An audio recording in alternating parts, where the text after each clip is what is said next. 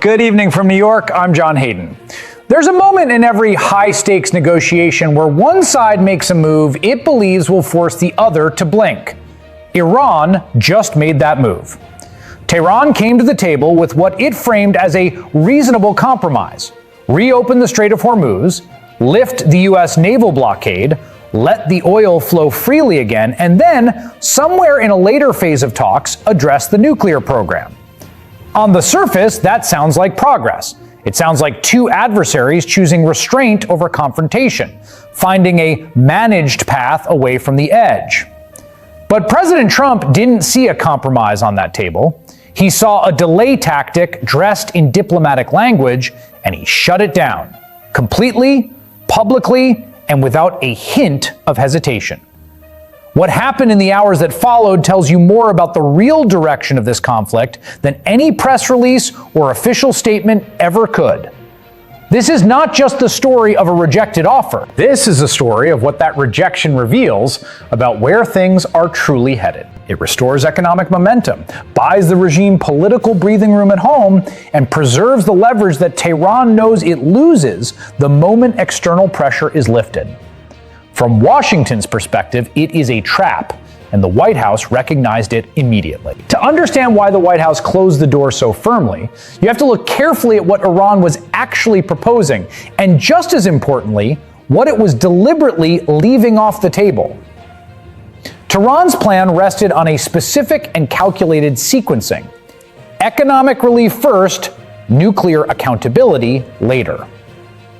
Under the framework Iran put forward, the blockade would be lifted, the Strait of Hormuz would reopen to commercial shipping, Iranian oil would begin flowing to global markets, and the suffocating financial pressure on the regime would start to ease. All before Tehran made a single, meaningful commitment on the nuclear front. The nuclear question would technically remain on the agenda, but it would be deferred into a future negotiating phase with no firm deadlines, no binding commitments, and no enforceable guarantees. From Iran's perspective, that sequencing is strategically calculated. President Trump made the U.S. position unmistakably clear.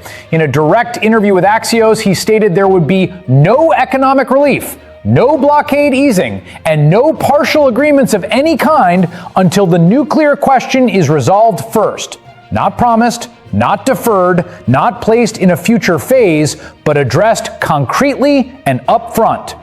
No sequencing games, no pressure reduction in exchange for vague future commitments. But Trump didn't stop at simply rejecting the deal. He made a statement that fundamentally reframes the entire strategic picture when he said the blockade is, in his words, more effective than the bombing. Let that land for a moment. The president is not merely defending a naval blockade as a secondary tool. He is elevating it above military strikes as his primary instrument of power in this standoff. That is not a talking point crafted for a press briefing. That is a doctrine, and it tells you precisely how the White House intends to fight this battle going forward. The decision to prioritize financial pressure over military force is deliberate, structured, and designed to play out over a long timeline. U.S. officials confirm that Trump has already directed his team to prepare for an extended, potentially open-ended blockade.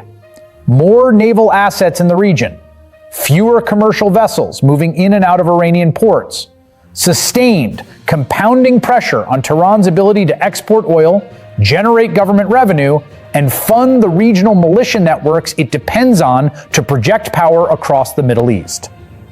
This is not a targeted measure. This is a siege, slow, methodical, and designed to accumulate impact month after month. The underlying logic is that economic pain, sustained long enough, becomes politically intolerable inside Iran. The regime's domestic position weakens, public frustration intensifies, and eventually, the calculus inside Tehran shifts in Washington's favor.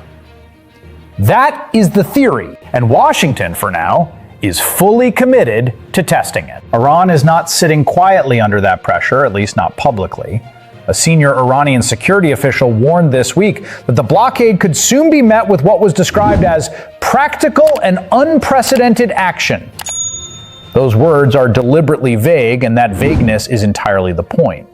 It leaves open the possibility of disruptions in the strait, strikes on regional energy infrastructure, or direct confrontations with U.S. naval forces enforcing the blockade. But it is equally plausible, arguably more plausible given the real constraints Iran is operating under, that this is calibrated signaling, a message engineered to manufacture anxiety and raise costs without crossing into open military conflict. Because Iran's actual options are significantly more limited than its rhetoric implies. Its conventional naval forces have been degraded over years of sanctions and internal mismanagement. Its economy is already buckled under existing pressure, and any serious military escalation risks triggering a response that would make the current blockade feel mild by comparison. Tehran understands this, even when its officials are publicly saying otherwise. What you are watching, beneath all the competing statements and strategic posturing, is a classic standoff. Two governments, each convinced that time is working in their favor. Washington believes the economic squeeze will eventually break Iran's position and force a return to the table on American terms. Tehran believes it can outlast the pressure or raise the costs of maintaining the blockade high enough to force Washington to reconsider. Both sides are projecting confidence. Both sides are watching carefully for any crack in the other's resolve. And both understand that the first government to make a genuine, substantive concession fundamentally changes the power dynamics of every conversation that follows. That is the public picture. A hardened standoff with no visible movement and no clear off-ramp. But behind that posture, the situation is considerably more layered than either side wants to acknowledge openly. Because even as the blockade tightens and the public positions grow more rigid, negotiations are reportedly still taking place in some form behind closed doors. And one framework, reportedly under discussion, is significant enough to deserve serious attention. According to reporting from multiple outlets, one idea being considered involves the United States releasing up to $20 billion in frozen Iranian assets in exchange for Iran surrendering its stockpile of enriched uranium. That is not a procedural side conversation. That is a negotiation over the physical core of Iran's nuclear capability. The gaps between the two sides remain wide. Washington is pushing for an enrichment freeze lasting potentially 20 years. Tehran wants something dramatically shorter.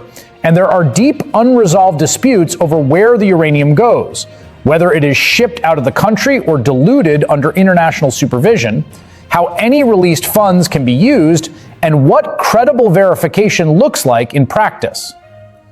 None of those gaps are small, but the conversation itself is happening.